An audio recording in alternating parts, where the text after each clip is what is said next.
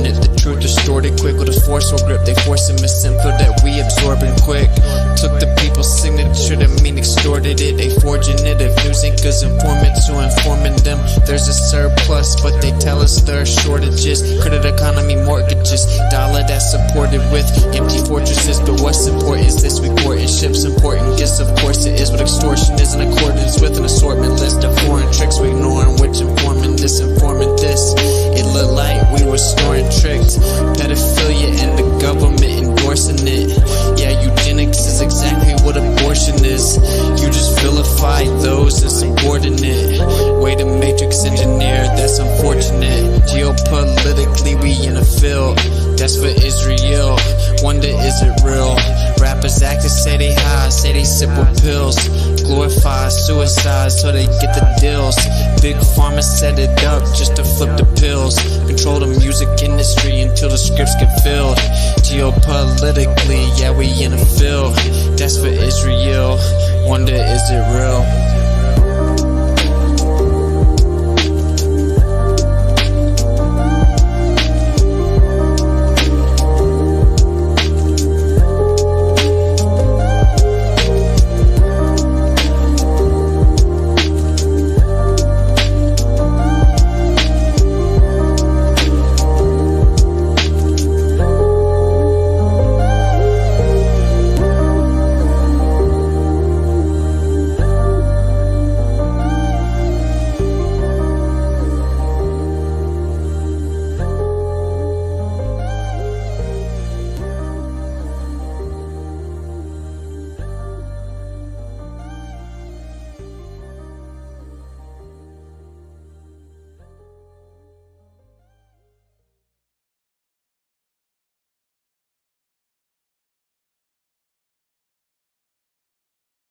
In the world. All right, what's going on? That song takes so long to end. All right, cool. We have a pretty exciting show today. I'm excited. So smash the thumbs up and all that good stuff, I guess. All right, so I will kind of introduce her. You may be familiar with her, but her name is Kelly Brogan. She is a legend. I dropped her link in the description, so if you're not familiar with her, you should check her out and hopefully kind of get to know her a bit in the show. Um, but she is an MD and psychiatrist, and she has her own take on things, we'll say. I think it's pretty refreshing. So yeah, she's a legend, and I'm excited, and I'm glad that she came on, and so we'll just go ahead and bring her on. So Kelly, thank you for doing this. Oh, it's such a pleasure to be here. It's really fun to chat with you and your people. Yeah, it's exciting. So how you been? I am good. I just started weightlifting as I like the plot twists in my process. So I actually am like barely able to walk upstairs and kind of tired today, but I'm excited. Yeah, it's sort of like finding the masculine feminine balance in my movement. It has been a journey. So I'm on that yang moment right now. So same actually. I'm extremely sore today. Legs Maybe are we just- should just do like a stretch. Yeah, we'll just a stretch podcast. Body work together for this hour. That is the glitch, though. Stretching is the glitch. If you can wake up and stretch it, it makes you a lot less sore. Well, cool. So let's see. When did we first meet? I know we saw each other at the conference. Yeah. So I've been a fan for a while because it's been since 2020 that I fell down the cosmology rabbit hole, as you will potentially refer to it. And so I introduced myself to you at the, I don't know what it was actually called, but the Flat Earth Conference, whatever that was actually called. Oktoberfest, yeah. Thank you. And yeah, and you're such an amazing resource for so much myth busting across many topics, obviously for me and so many others. So it's really exciting to be in conversation. Well, thank you. So, you've been doing this for a while, right? So Mhm. I think I heard, I think at Oktoberfest actually, someone was like, "Do you know who that is?" I said, "No." They said, "That's Kelly Brogan." So I may have kind of heard of you before that, but I didn't put it together, but anyway, someone was saying that you had been on Joe Rogan way back in the day, and so you've kind of been at this for a minute. So for those not familiar with you, kind of how would you describe yourself or like what you do? Mm. So I sometimes joke that I'm like a pivot mistress because I somehow am wired to experiment with many different identities in this lifetime, and I've gotten really good at changing my mind and not feeling like it makes the former iteration of me bad and wrong. And often I'll do like a real pendulum swing. In fact, when I was on Joe Rogan, one of the questions that he asked me, he's like, whoa, he's like, if you were to have met yourself in a bar from like 10 years ago, like what the fuck would you talk about? I was like, nothing. I have no idea. Because it's not even like a Venn diagram, like these identities that I um, enjoy really taking, I guess, deep dives into. And as I'm sure so many listening can relate, the thing is that I don't ever go back. Um, like it's not like I'll like say, oh, pharmaceutical medicines have an untold story and they're actually not exactly what they're purported to be. And then I'll change my mind later and say, oh, well, actually, I'm going to believe what I formerly believed, which is that they are the only responsible intervention for anything that ails us, right? However, in my pendulum swinging, I'll often take like the extreme, like I've had and held very extreme, very polarizing, sort of like controversial views. So I enjoy holding that down, right? So um, extreme germ theory beliefs, right? So extreme, I don't know what kind of words I can use on your show, but extreme medical interventions beliefs, extreme parenting beliefs, extreme beliefs about childbirth. And then eventually I'll do the inner work that allows me to reclaim that projection. So, what do I mean by that? It means that the initial stage, at least for me, of waking up to a perspective shift involves some degree of superiority, some degree of a judgment on others who haven't yet experienced the awakening moment that has come my way.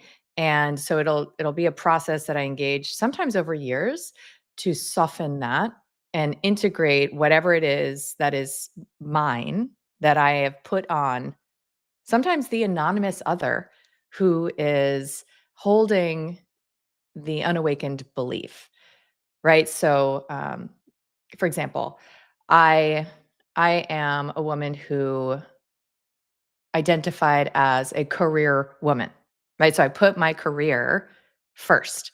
And I was raised like so many in my generation.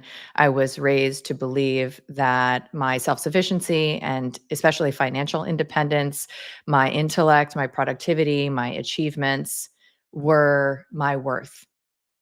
Mhm. Right? So I got married and I put my career first. I had babies and I put my career first. Now it was easy for me to do because my mom's Italian and my parents are very supportive and very involved. And so it was super easy for me to be like, okay, you got the baby. I'm going back to work at 3 weeks postpartum.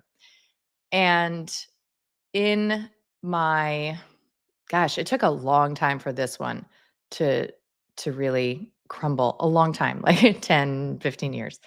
But in my process, I came to capacitate different perspectives on a woman's opportunity to be simply someone with a career, right? Rather than a career woman. And as someone with a career, I would align with my choices. So I choose to get married. My identity as a wife is now primary. I choose to have babies. My identity as a mother and my experience really of that archetype, these are archetypes, right? My experience of that archetype is prioritized. And my career is something that just behaviorally expresses itself, right? Like it doesn't become a part of my like the sort of the bedrock of my identity. And so in this process, I've come to believe that it's really a good idea for women to stay home for the first 3 years of a baby's life as I've come to understand more about attachment theory and the associated research on the irreplaceability of mothers, right? They're not just, interchangeable warm hands. I have come to believe that the fulfillment that we were promised, through feminist programming, that we were promised would be available at the top of the summit of achievement really isn't what we were sold, right? It's not actually up there because most of us as women are relational, right? We prioritize connection and love and the doingness of life. Sure, it's amazing to run a successful business and to watch all these ideas that I have like come into form, especially, books that I can hold in my hands and to see and get feedback from people that I have served, et cetera. That's all great and wonderful, but there's like a hollowness, there's bankruptcy in those peak moments, even that I was never told about when I was encouraged, even as a little girl, to make sure that I got straight A's and, went out there and made something of myself. And so these days, when I hear about a woman putting her kid in daycare so she can go to a job that she's not even fulfilled by, let alone a job that she is passionate about, which was the case for me, I get that twinge of I know better, right? And for me, my shadow lives under that banner. Like, I know better. I'm going to get you to see. I'm going to get you to see my perspective. And I know that there's a softening that awaits me in my future around this so that I can truly integrate the choices that I made, which were to be the woman who, you know, misprioritizes things according to her own expressed choices. And I will eventually soften and not feel so righteous and dogmatic and all the things. It's just that it's maturational. There's like a dupe that I often feel like I'm waking up from. And of course, I feel some degree of anger. Sometimes it's even as extreme as rage. And I feel that victim energy of like, what the fuck? Nobody fucking told me this. Why didn't anybody tell me this? Kind of a thing. And this could be about anything, you know, um, from health to, economics to education. I mean, any of these topics that I know you're also interested in. So That yeah, one right there is a big one. Just to jump in, like, yeah. I applaud you talking about it because what you oftentimes find is women will kind of fall for some of these tricks, like these societal tricks, right? And they'll turn around and kind of have that moment where they realize they messed up, or they kind of regret it, or they were like, what if syndrome, right? And we can just be real blunt. Like oftentimes women will kind of like go through their hoe phase and you know what I'm saying? Like, and they'll just kind of go crazy for a while on this, like, I don't need a man, boss babe energy or whatever. Yes. And then they'll hit their like 30s or mid 30s or for their 40s. And they're like, dang, I can't turn the clock back and I shouldn't have done that. And what you see though is those women that did it, oftentimes they tell the younger women to do it. Mm, Knowing that they wish someone had a told them, like what you're saying, I guess that's, does misery love company? Is it this right. kind of like internal projection of like trying to convince yourself that you are satisfied that you did that or whatever? But I do applaud, anyone that discusses it or maybe feels like they could have prioritized things differently or at least can see the benefits of if they had of and wish that someone said something to them. 'Cause Mhm. that's what's really needed. You see what I'm saying? I always Yeah. see the opposite.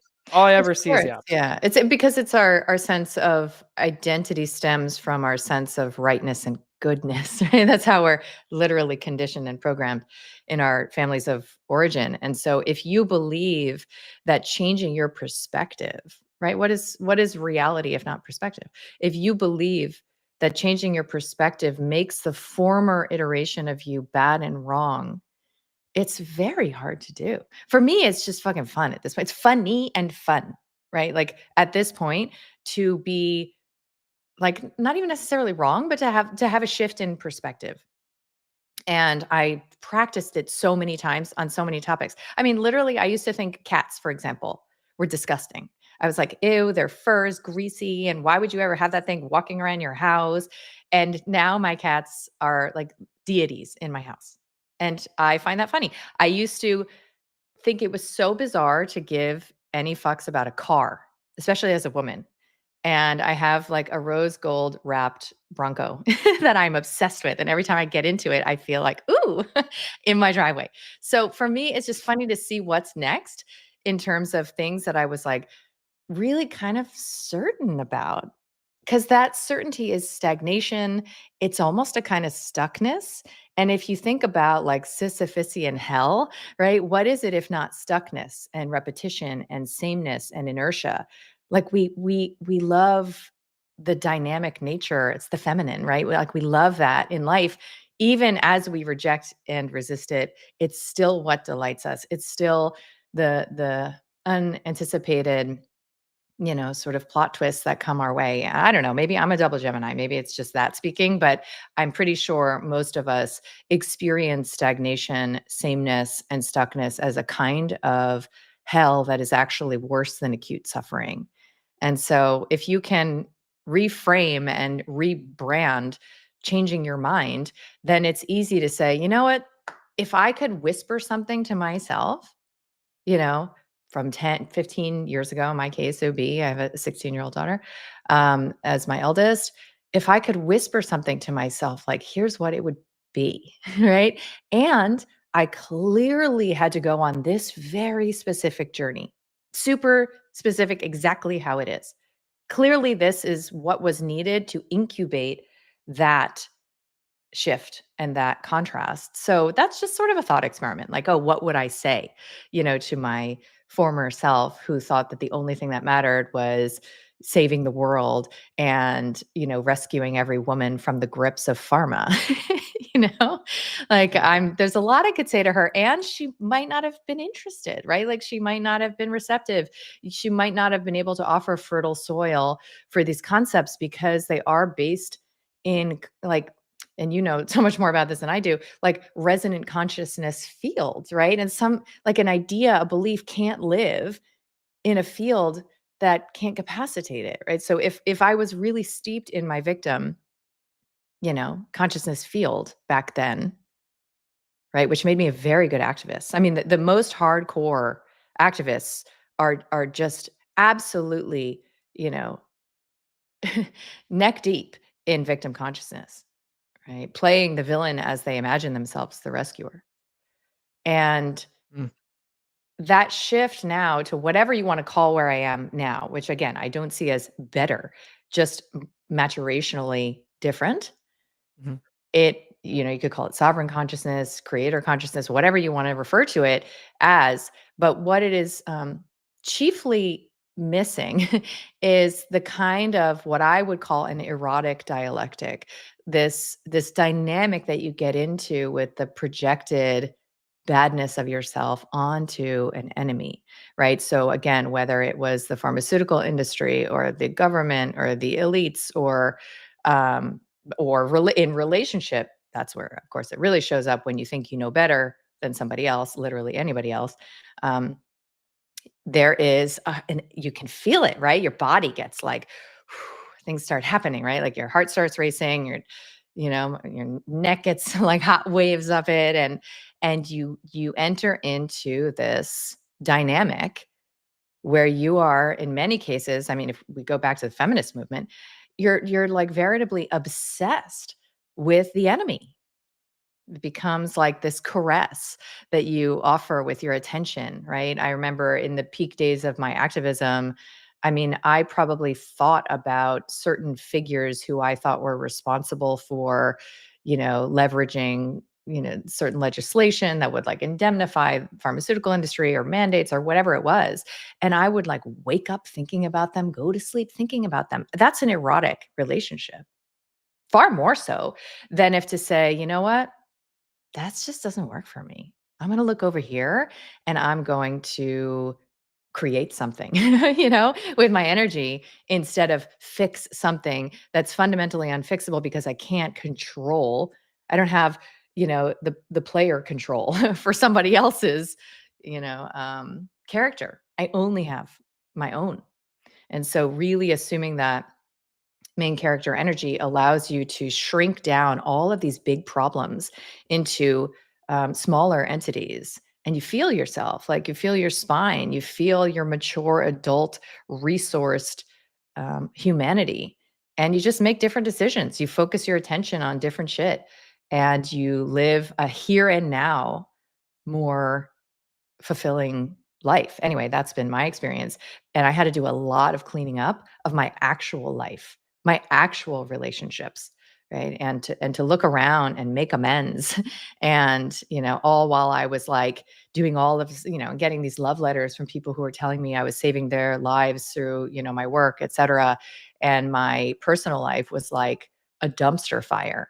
And this is very common in my experience, especially in the activist world, where it becomes this like elaborate avoidance technique where you have these relationships, intimate relationships with anonymous victims. So whomever you're saving from their own ignorance and peril, right? And you have these relationships with the enemy that you've identified. And that is called, the drama triangle, the victim triangle. And when you sort of opt out of that, you pop out of that triangle, there's just you, your feelings, your thoughts, and your decisions. That's it. Like that's the domain of mastery. And that's enough, trust me. Like if my primary spiritual practice these days is just staying with myself when I feel upset about anything. That's it.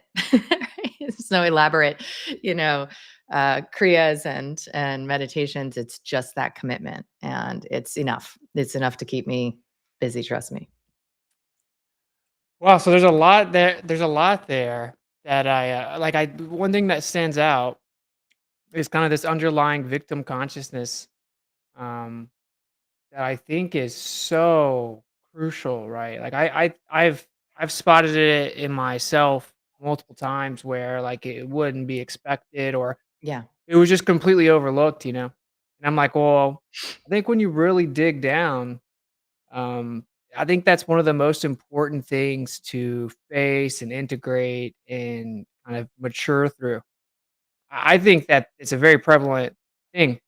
Um, so I guess I'll throw that back to you. Like, what do you think about kind of the importance of that? I mean, I think everyone knows it, but actually doing it, I think, is a little bit different. I think that, Yeah. ironically, identifying as a victim actually empowers Mhm. whatever it is that you're claiming is putting you in a position of being a victim, Right. and it takes the power from you.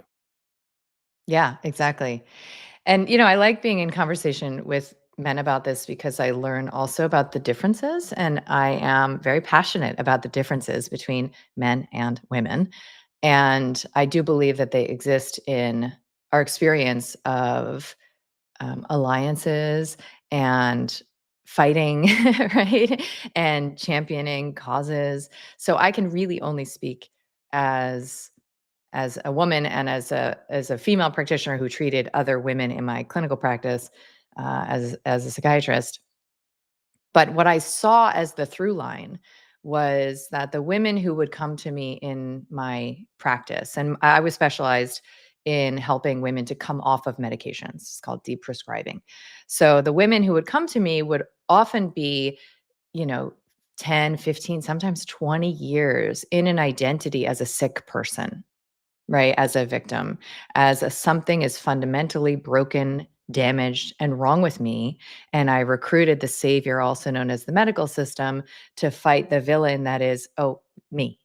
Right. So that's the sickest of all triangles is the allopathic system. And I would say specifically psychiatry, because it's one thing to say your pancreas is shit, or, you hate that tumor that's growing or whatever. It's another thing to say that your cognition, your mood, your behavior, your essential self is broken, right? And that is the messaging that is not only underneath every single psychiatric diagnosis, but it's also reinforced every time you open a pill bottle that has your name on it, your conditioning, programming, and reminding yourself every day, yes, something is wrong with me. And look at me, I'm doing something about it. So that's as mature as you can get in that model.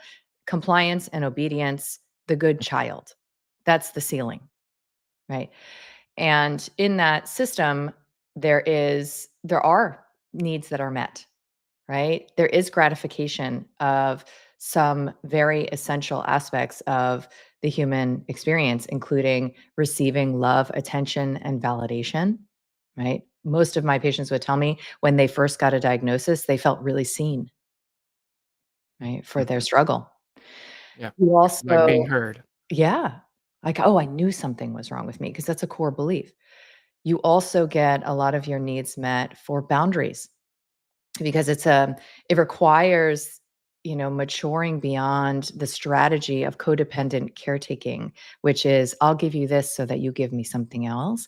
It requires maturing beyond that to just be able to say a no explanation needed, no, right? That's I actually believe it requires a certain maturational physiology. Like you can't actually say no uh, until your system is stable from even a nervous system perspective. But you don't have to ever learn that if you have a built-in no through your disability, your limitations, right? If you have chronic migraines, you don't have to learn how to say no when your parents ask you to a family barbecue or whatever. You can just say, "Oh, I have a migraine." It's your built-in boundary, but you still are always recruiting this belief that you are broken. Right, and it comes with all those feelings, right? No fair, I hate this, and I'm trapped. I'm powerless and dependent and helpless, which is the signature energy of the victim consciousness field. So what I observed is I was very focused on that for a good decade, and then I became more interested in how these women were rebuilding their relational lives after they got off meds. And I've published a bunch of case series and case reports and even a randomized trial on how very, very possible it is to walk away from any chronic medical diagnoses. And I focused on psychiatric, but what I found was, outcomes in, all sorts of so-called autoimmune diseases and digestive, inflammatory bowel disease, asthma. I mean, things I have no business, even talking about as a specialized clinician. And that's when I recognize, okay, you can set the conditions for safety, and then the spirit comes in, right? Like your experience of embodied soulfulness is, put back on track. And then there's a whole mess of relationships that are built on zero sum games in your life. Relationships that are built on I'm right, they're wrong, or appearances or good girl exchanges. And so then what? And so then I found, oh my gosh, it's the same consciousness living in there. I know better than you sort of control based experience of so called love, the transactional ledger that these women were keeping in their marriages and with their kids. And so much of that childlike immaturity and victimhood was living then in their relationships. And I saw exactly the same thing. A lot of my patients actually, interestingly, went on to become, activists in their own right and healers and, truth tellers. And I do believe, and I think you alluded to that there is, I mean, it's just very easy to keep that consciousness alive, but it's like greenwash, right? So you imagine that you're doing good for the world now and you're fighting the good fight, but that energy is still it's still alive and well when you say you are bad and wrong, right? And you point that finger at some institution, let alone some person, you're just disempowered. That's all. It's not about like that's a bad thing to I don't give a shit what people do, honestly. It's not my business. However, what I've noticed is that the reclamation process gives you more vitality. It gives you more energy, it gives you more peace, it gives you more safety. And that's the real dupe of this whole feminist what I call a poor bargain that we made, so many of us as women. It's like we were told that we wanted security and power. Right? But in my experience as a woman, what we really want is to feel safe. We want to feel safe in our bodies, safe in our relationships, and safe in the world. And that was absolutely not on offer. And so, what happens to so many women who abdicate their female biology, right? Who take antidepressants for the very inconvenient emotions, that are moving around as sensations in their bodies. They take birth control to hijack their hormonal systems. They medicalize their birth. They forego breastfeeding. You have no relationship to their womb, right? And they prioritize the corporatocracy and serving, their employees rather than their husbands. This experience is one that ultimately lands you in the place of like a gaslight. Like, I should be happy because I have the security, especially financial security, and the power that I was offered. Amazing. Nice work, first, second, and third wave feminists. But the truth is, I feel really fucking bitter and really resentful. Like, all you got to do is ask a woman, like, what it takes for her to keep it all together. And you'll unleash that bitterness, that resentment, and that rage. And there's a lot of patronizing disappointment, that also tinges that expression of like, how you doing there? Right. And not to mention that we have like over 1 in 4 women on psychiatric meds. So obviously something is not going well. Okay. Obviously something is not working if so many women think that this is the solution to the offness of their experience. So Right. the safety is what we were always after, so that we could exhale, so that our systems could actually find calm and stability instead of vigilance and this trauma and stress based physiology of fight, flight, and freeze at all times, pretty much. Yeah, I find this very fascinating. Like the natural, like the innate longing for security and safety. Like women do want, of course, to feel safe and taken care of, right? Mhm. And so I feel like that's kind of been guided down this route. I'm curious what you think. So like I have a bunch of young men that reach out to me, and I thought about making a little course for them or something, but they're all saying the same thing, Hmm. and they're like, "You don't get it. The women now are crazy, and they're all super." And I tell them all the same thing, which is, well, improve yourself. If you're a strong enough man, then a woman will follow you. Um, but not all are ready to follow anyone. Hmm. But like they're all Right. that's it's the common complaint, right? And I'm much more focused on like as a man, take care of yourself, right? Like, are you Yeah. watching porn? Are you Yeah. working out? Like, what are you doing? Like, why would a high value woman be interested in you? She wouldn't. So stop complaining and making excuse. And I Yeah. think that is a very important approach. It's a very important masculine approach for young men, and that's Mm. definitely the route to go. But at the same time, we can't acknowledge that there absolutely is a problem Yes. with the modern woman, right? With the the normalization of some of this like masculine, overbearing kind of like domineering, approach. So I'm curious, kind of what would you say, or what's your take on that fix? Because I know that's very layered, and Yeah. obviously it can integrate trauma and all these different things. But what would be your take if you wanted to throw it over to like some of the younger men that reach out to me Mhm. in terms of understanding it? Because I guess really it maybe would be self work, right? But what's your? I know it's a very broad kind of question or topic, but like, what's your take on the fix for that, even if it's on an individual Yeah. level for some of these women? Yeah. I love that question, actually.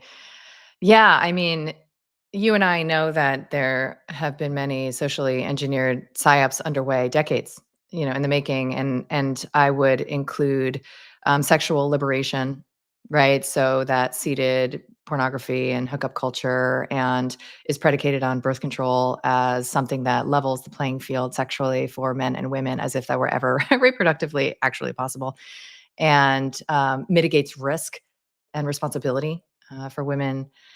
And I would include the new age, actually, also as a grossly feminizing movement for men. And I would include feminism as a masculinizing movement for women.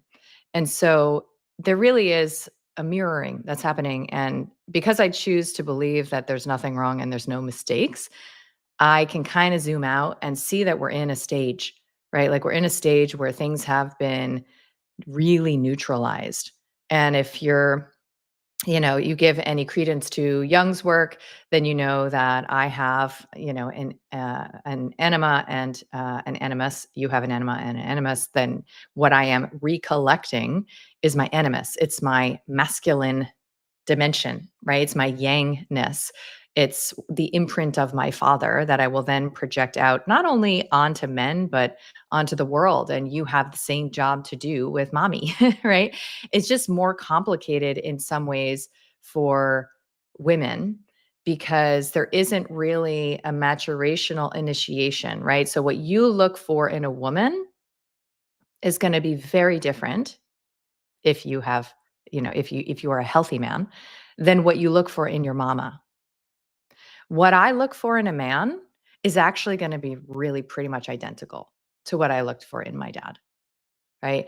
And my competition and gender-based symbiosis with my mom is extremely complicated relationship and one that I unpack in my book and whatever else is a whole other conversation, mother-daughter dynamics. It's very different for you, as a son to see yourself as separate and to I'm not saying it's easy, but to unenmesh and unblend, even if you experienced emotional incest, which a lot of men do, or you were a parentified, almost spouseified son, right? So the work is different, but there's a lot of mirroring in what's happening where women have recruited in relating to their animus, they have recruited all of this all these masculine trappings. Like we kind of said, like, I'll have what he's having, right? And I'm gonna try it on and do it how he's doing, have sex how he's having sex, work how he's working. And that requires that, again, you abdicate responsibility for your female biology, but actually see, and so do many others, the mirror similarity in men, where there's this kind of it's like a melting of the spine. That's the image that comes to me. It's a softening. It's a long hair yoga. Sort of like travel the world.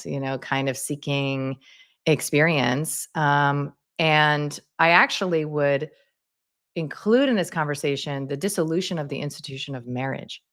I am myself twice divorced. And so I have a very special, I guess, vantage point where, again, for me, I look back and of course it's with actually great grief and wistfulness, especially at my marriage to the father of my children, my first marriage.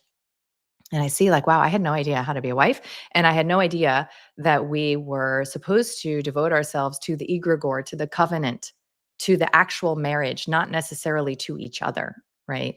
Is one perspective anyway.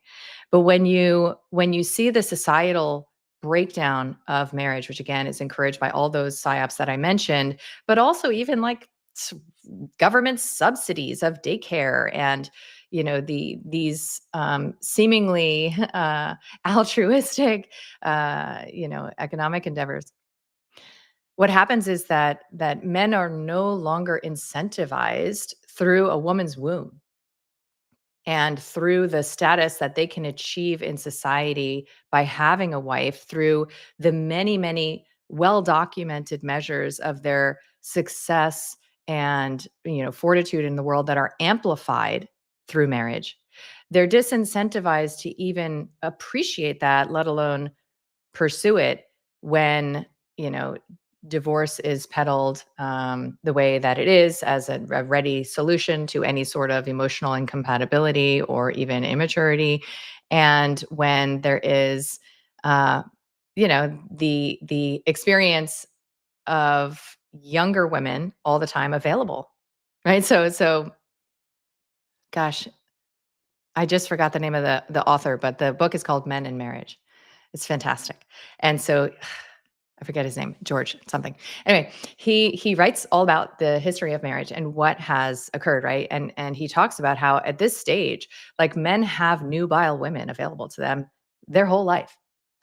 Right? So they can start off with a young hot woman, then they can be basically poached by a young hot woman, even as an older successful male, because this status piece is something that we appreciate. Of course, as women of any age.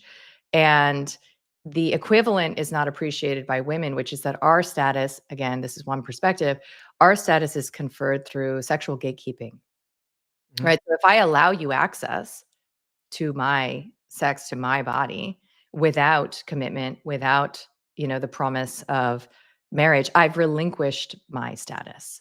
And the only opportunity I have to actually leverage myself in society through the institution that is actually built for women and children, right? It's men who are compromising their, polygamous natures, because you do any review of the research, it's not actually our nature as women to pursue diversified stimulus, sexually. And so when you look at all this mess, you could be like, it's very tempting to be like, oh my God, look how fucked up women are. They're like micromanaging and henpecking, and they are constantly in this emasculating mommy role as wives. And men can, how can they even, you know, survive this? It's horrible. And then, you can look through the other lens, which is like, there's no good men. They're all like, porn addicted losers. And at best, they're trying to split 50-50, the bill or whatever. And that's not as helpful, in my opinion, as just zooming out and saying, okay, we've like really neutralized the playing field. And it's probably why it's another subject, like the trans agenda has the legs that it has had anyway, is because there really is this culture of like, choose. You want to be a housewife, you want to be a girl boss, right?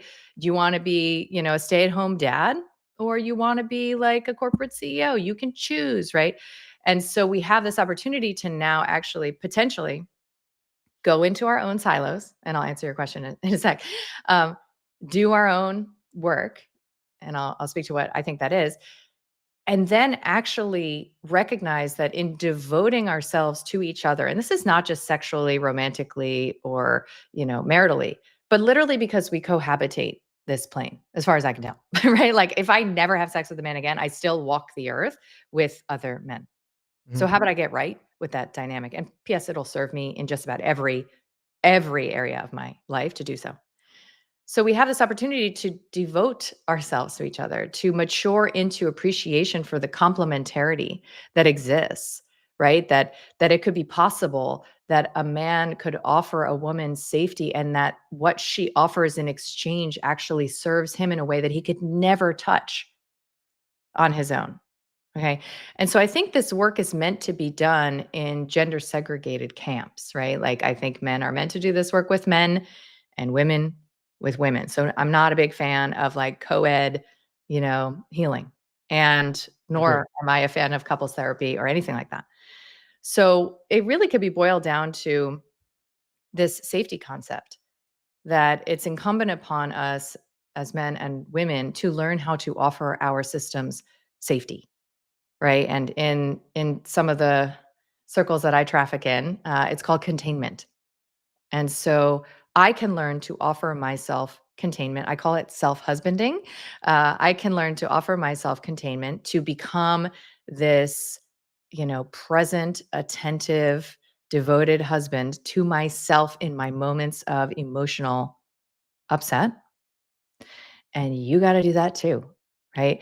The added responsibility that you have potentially as a man is that you have the capacity to offer that containment to other women, men, and children, and particularly, your woman, if you're in a man-woman dynamic. Women offer this, we offer this to our babies, right? We're often in the role of the one who is containing.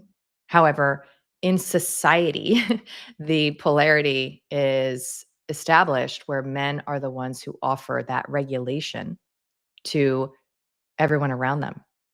Right? It's one of the things I really appreciate about you is that you have what appears anyway. I don't know what's going on inside, and I don't want to know, but you have like a regulated system. You have chill, right? When we see a man who is in his like hysterical bitch energy, it may foment, right, excitement, especially like in the political, sort of like bread and circus arenas. Uh, but the truth is that it is deeply destabilizing for every woman who bears witness to that, because nobody's home, right? If we're both going to be in the hysterical bitch role, then nobody's actually, nobody's actually taking the responsibility for the one who is presence, attention, and decision making. So it's the kind of order chaos dialectic that we can invoke I think, in and through our bodies. As men and women. So I would say, if I were speaking to a young man, which I don't, because I only speak to women about the responsibility that we can take to evolve and change our relationships with our partners and our girlfriends and our families and our children without them being involved at all. That's how I believe you do sovereign work.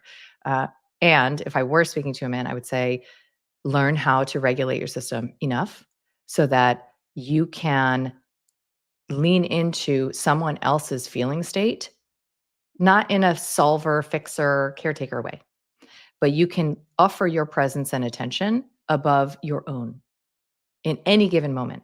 And, what does that look like? Martial arts, right? Like it looks like these practices where you develop that level of conscious awareness so that you can watch what's going on in your own system and be available for externalized attention to whomever it is that you're offering your still, stable, regulated system to. And that might look like a glance. It might look like a hand on a shoulder. It might look like a hug, but it's usually not any sort of like verbal problem solving, because it's a nervous system level expression. Yeah. Yeah. So that's interesting. More so, I mean, understanding the women dynamic and the ones kind of exhibiting those characteristics, right? For young men, but I think that you nailed it. Realistically, it's like sovereignty work. It's individual, and women should be kind of helping guide women do that, and not vice versa, right? Right. But I will say, I just know like there are women that have visceral reactions to just some of the phrases that you say, right? Like just this Sure. phrase containment, like certainly the word submission. Yeah. um, and these words have, they get tainted, and they're actually like these beautiful concepts, with kind of the beautiful balance between masculinity and femininity. They're demonized. But I frankly, what I tell men when they ask me, when younger men ask me, I say, red flags are red flags for a reason, man. So, you know what I'm saying? Like, you're Yeah. not gonna fix her, bro. If she has like some crazy daddy issues, if she's like neurotic and addicted to chaos, and there's something internal. And if Yeah. if there's a visceral reaction to you offering any type of stability, right, or like, security or anything like that, if it's interpreted as this like this this loss of freedom or whatever, that's not really anything that you can fix. And I think that men fall into that trap a lot. They think they can fix the woman, right? They see this like that a lot of this is kind of this projection of strength. It's kind of something inside, and they're like they want to pull it out of them and show them that they can be safe or whatever. But I Yeah.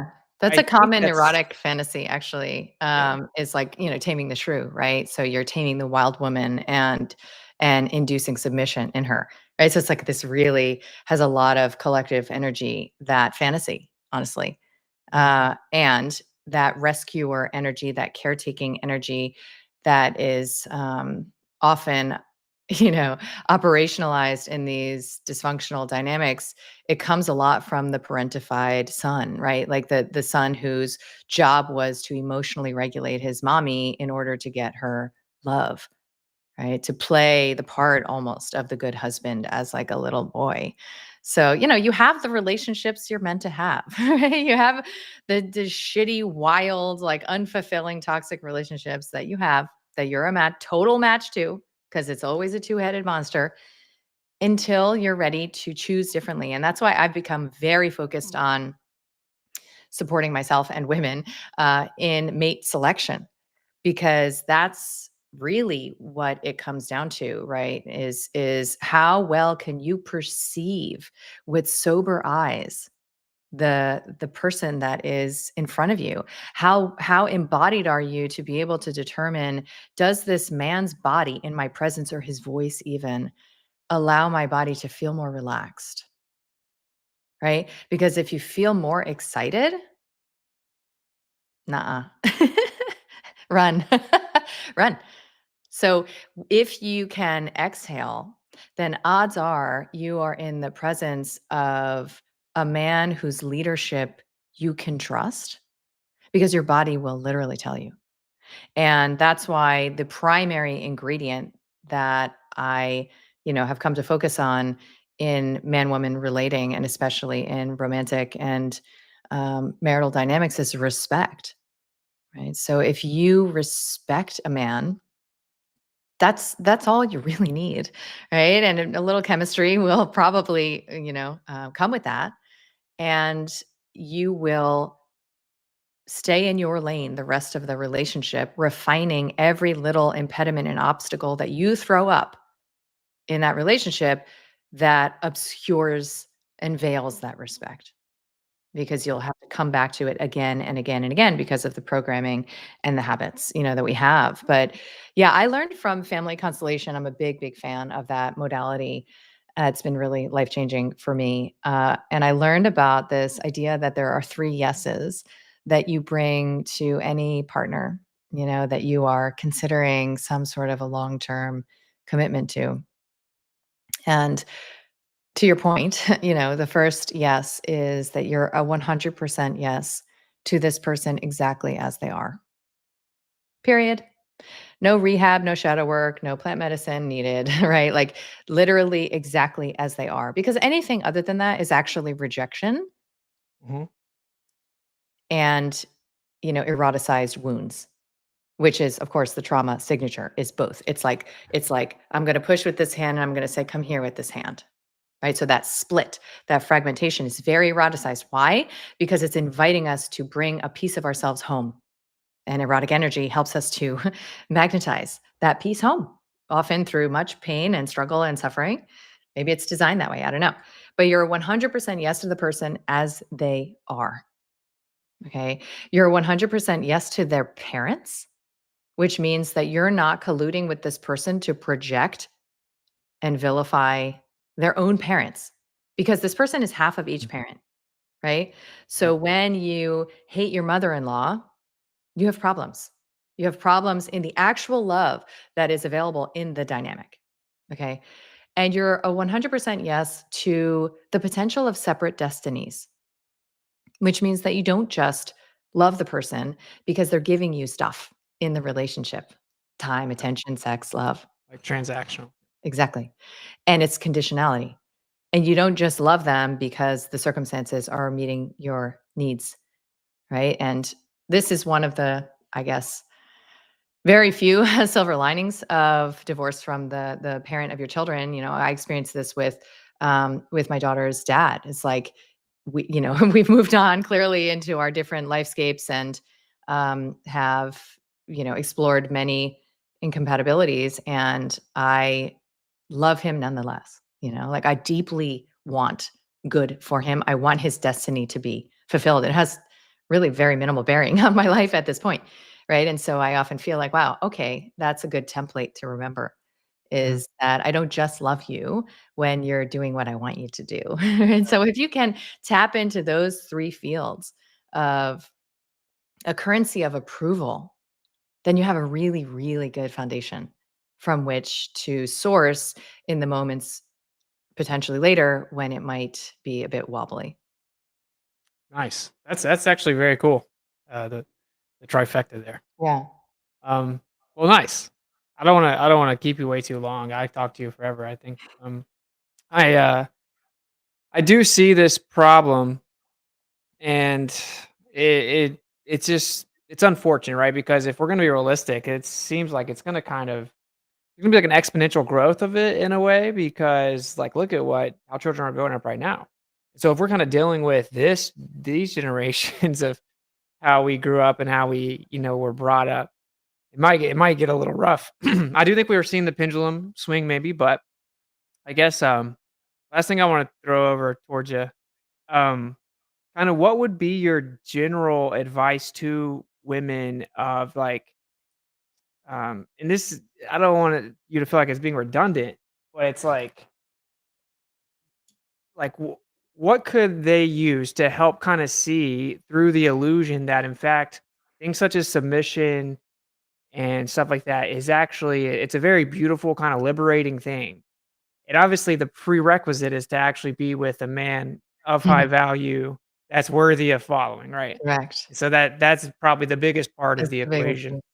Yeah. But even there are women that will self-sabotage that, right? And so I'm curious kind of what would be your general uh kind of advice to women of whatever age, right? Of Mhm. how to kind of break through that barrier, right? Because I feel like I see women hurting themselves so much, and if because of this, if that makes sense. So, Yeah. what would be your I know that's a huge thing. No, I no, mean, it's you just it's talked a great. lot about like It's it's a great. process, but yeah. Yeah. Yeah. So to be arrested in the place that says men suck and need to change is not only a very frustrating and angering destination, but it's also draining of a lot of vital force energy because of that erotic caress of the enemy I referenced.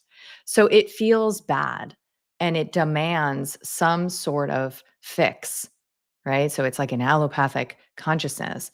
And the thing is that, as I mentioned, you can't control these men, right? So it's like saying the way that we address rape on campus is to, you know, make sure that men are committed to not raping, right? Yeah. Instead of recognizing that women have all sorts of power and a good amount of our power has never been acknowledged, which is our capacity to sense with our bodies when something is not quite right. Uh-huh. And I call it ignoring the little no. If there is anything that I have drilled home for my daughters, it is to honor that little no, the ick, whatever it is that inside says, I don't know, right? To honor that at all costs, no matter what the social shrapnel, you know, um, that might occur. And so, what I often suggest is that rather than rest in that place where you're powerless to actually impact these horrible men out there in the world that we cohabitate with, we can locate your power center exactly where you've always wanted it, which is inside of you as a woman. And so, I'll point them to three ways that they can really begin to practice this empowerment that also translates into making the world safer by making men feel better. Okay. So one of the ways is actually to look at how we are mothering our sons. I don't have sons, and I know that every challenging interaction I've ever had with a man could probably be traced back to his mama, right? So if we are castrating our sons sometimes from infancy, right? And we don't appreciate as women the imperative for young men to individuate from us and for us to trust their judgment better than our own at a very, specific adolescent point in their lives, if not sooner, then we end up raising lambs. And then as women in the world, we want wolves, right? Like we want men who are actualized, but they have been programmed and diminished and emotionally handicapped by their emotionally immature mothers who could not self-contain, right? Because that's the hack to motherhood too. It's self-containment. It's the same story. Okay. So we mother our sons differently and we learn how to support their healthy aggression. And we uh, see and understand and appreciate our role as wives differently, which means that we learn to offer respect to our husbands, not because we're such good people and we're so generous, right? That we're just going to respect them even if they don't deserve it, right? It's actually the path to experiencing what you want to experience and what you wanted to experience when you got married, Mhm. which is a confident, capable leader in the household, taking care of shit, navigating life, right? Decision making better than you could, right? Even if the program is I know better, I can do it better, I'm smarter, I'm faster, blah blah blah, whatever.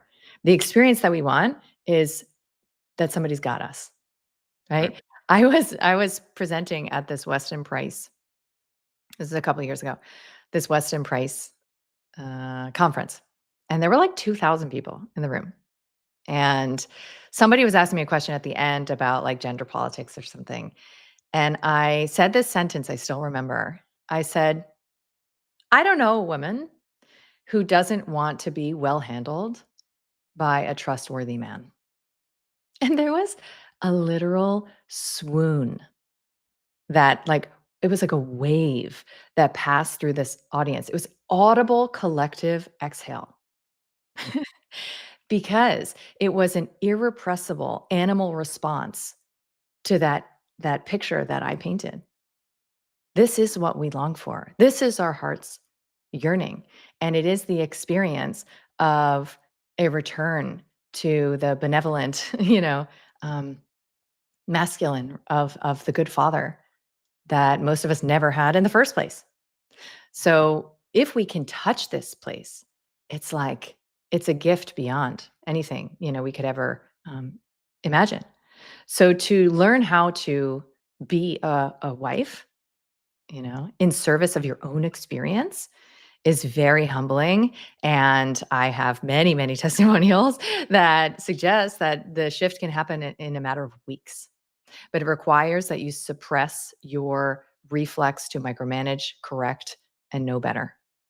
Mhm. Okay. And then I would say the last one I already touched on, which is to learn to guard your sexuality as if it actually it matters to you, right? To learn to recognize that a man who is not in his father or provider archetype probably shouldn't have access to your pussy, period. Because that is um, denying the power of that exchange. And it's also on a very practical level, potentially putting you in the position to navigate some pretty treacherous waters, of procreation with somebody who is totally unfit for the position. Right. So if we did this wholesale, right, we would induce in men a maturation, right? We would induce in men the desire to be better, to do better, so that they could have access to the currency of feminine erotica that they are wired to live for, you know? Um, and we have been totally duped on that. I mean, there is not a woman I know who can have no strings attached sex well. No, We're just not I don't wired for it. I don't And think it it's exists. fine if you are totally uninterested in literally everything I've said, then I'm probably not talking, I'm probably not your girl. Nonetheless, this is just it's just another dupe. It has all of the same elements and aspects of every other dupe, we've been talking about. And to reclaim that, it's the flex of the modern woman. And I'm seeing it, in so many around me. And it's not because you're rejecting men, right? Because there's a lot of celibacy going on that is like, fuck men, I'm done. It's a different energy. It's a guarding of Yeah. your own energy and a valuing of your energy sufficient that you wouldn't consider offering it to somebody who is not eligible. I think that's perfect. That is a huge part of it. That's awesome. Thank you so much for breaking that down. Yeah, I think that's a huge part of it. I mean, it just seems obvious to me. Also, like, you're gonna get put in a certain lane based on the way that you behave, and it is what it is. So cool. Well, thank you for jumping on. I think I've already had you for a little over an hour. You want to kind of plug your stuff? I see you have some courses and stuff. If you want to show people where they can follow up on some of this stuff, maybe put it into apply it. Sure, thanks. Yeah, so I've been in this game a minute, as you know, and I am finally at the point where I feel like I have a system, right? Actually call it the Relaxed Woman system. I have a system which is 2 6-week phases for offering safety. So that's my priority, is for women to learn how to offer their bodies safety, and then to offer their hearts and minds the experience of safety. So first things first is, health, and secondly is relationships. And so I have, a 2-program system for that took me 10 years to put together. And I feel, we have amazing outcomes, and I'm a big outcomes girly. I love to see, what is possible with these shifts, because like I told you in the beginning, that's really where my delight lives. So yeah, if that feels compelling, that's all in my offerings on my site. Nice. Very cool. I dropped the link to the site in the description.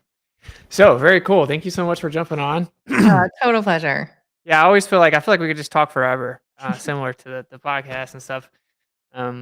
Just very organic conversation. Yes, and So I should mention that so I have a podcast called Reclamation Radio, and that you've been. I don't know if we aired it yet, though. I don't know. Okay, I don't know either, because I don't pay attention. But yes, we had a super fun conversation there. So that'll be out soon if it's not out already. Awesome. Well, cool. Thank you again for jumping on. Go check her out for sure if you're not familiar. Yeah, and I hope you guys took away a lot from this, because I think this is very, very important. Very important discussion on both ends. So I'm excited that I got to have her on and kind of give more of the feminine female angle. I think it's very cool. So thank you again, and we will talk soon. All right, bye. And I will go ahead and wrap.